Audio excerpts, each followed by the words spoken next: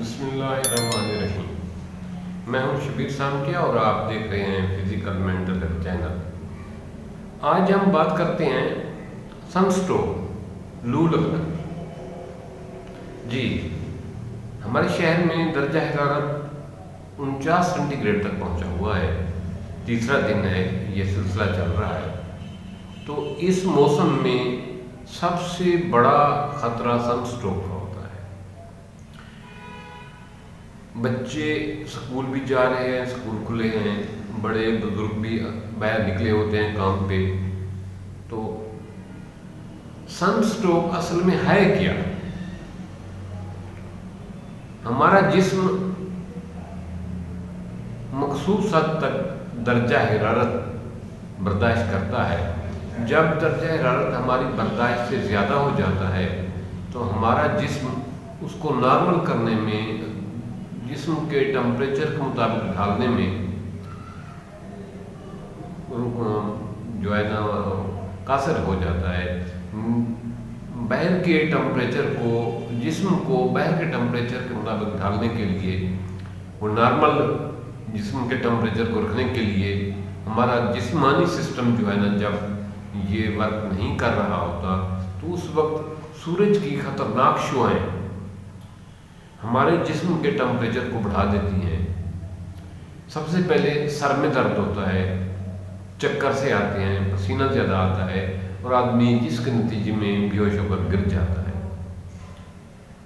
بچوں کے ساتھ بھی یہ سب سے زیادہ مسئلہ ہوتا ہے، بوڑھوں کے ساتھ بھی ہوتا ہے، نوجوانوں کے ساتھ بھی ہوتا ہے۔ خاص طور پہ ایسے لوگ جو دھوپ میں کھڑے ہوتے ہیں یا دھوپ میں سفر کر رہے ہوتے ہیں، ان کے لیے یہ بہت خطرناک ہوتا ہے۔ اس کا پہلے تو یہ ہے کہ جتنا بھی ممکن ہو سکے دھوپ میں، اس شدت کی دھوپ میں کم سے کم جایا جائے۔ دوسری بات یہ ہے کہ اگر دھوپ میں جانا ہی ہے تو سر ڈھانپ کر پانی اور مشروبات، مختلف جوسز کی وافر مقدار میں ساتھ لے جائیں تاکہ تھوڑے تھوڑے ٹائم کے بعد پیتے رہیں۔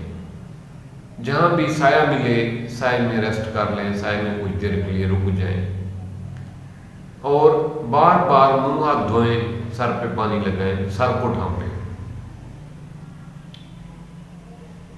لیکن اگر خدا نخواستہ مجبوراً باہر جانا ہی ہے تو پھر قدرتی طور پر ہمارے اللہ تعالیٰ نے ہمارے لیے ایسے فروٹ پیدا کیے ہیں جن کو ہم استعمال کر کے سن سٹروک سے بچ سکتے ہیں۔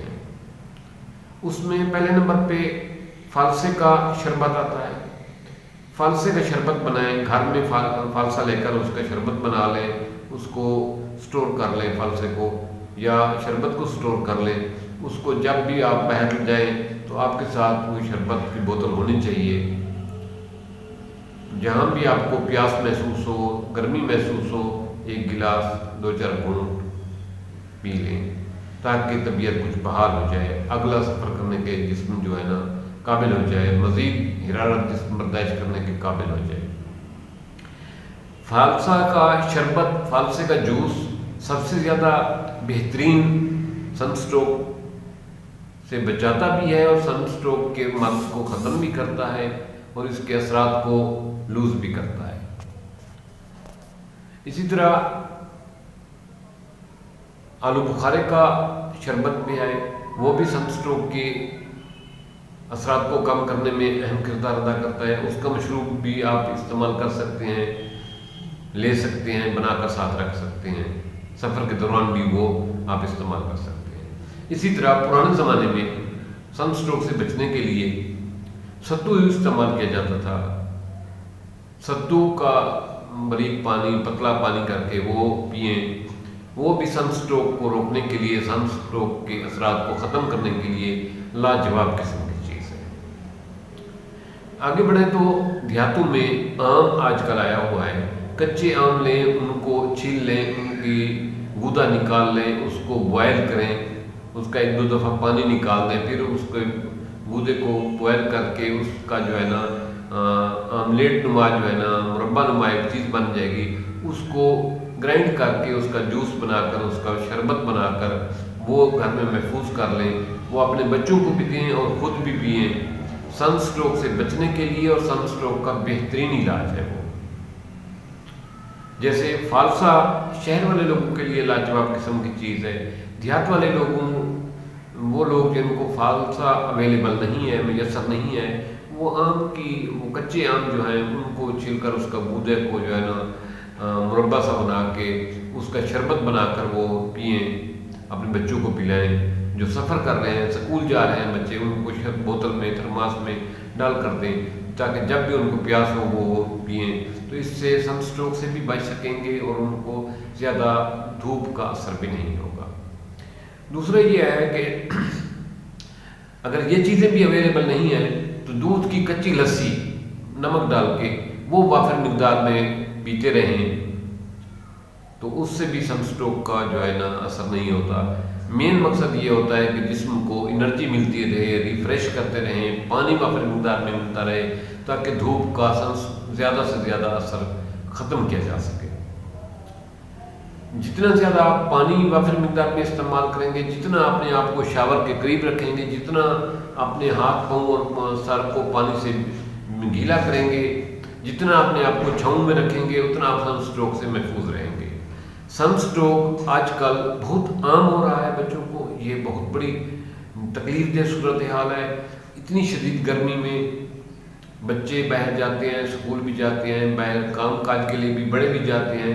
तो इस तमाम सूरत हाल से बचने के लिए हमें ज़रूर जो है ऐसी दवाई, ऐसी शरबत इस्तेमाल करने चाहिए। सफ़र धूप से आते हुए घर में भी और धूप पे जाते हुए भी इस्तेमाल करना चाहिए। और लोग जो कुछ देर के लिए, ज़्यादा टाइम के लिए बाहर जा रहे हैं, उनको जो है ना किसी बोतल में, कूलर में ये शरबत बनाकर डाल कर साथ ले जाना चाहिए ताकि जब भी उनको पानी की प्यास महसूस हो तो उनको इंतज़ार न करना पड़े, उनके साथ अवेलेबल हो।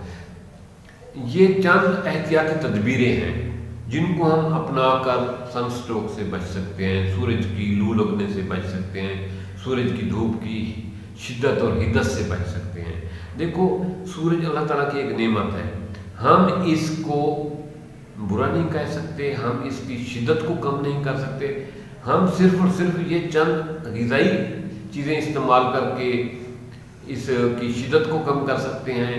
हम धूप से बचने के लिए छाँव का इस्तेमाल कर सकते हैं, पानी का इस्तेमाल कर सकते हैं, इन मशरूबात का इस्तेमाल कर सकते हैं। कोशिश करें कि बिला ज़रूरत इतनी शदीद धूप में न जाएं, बच्चों को बाहर न जाने दें।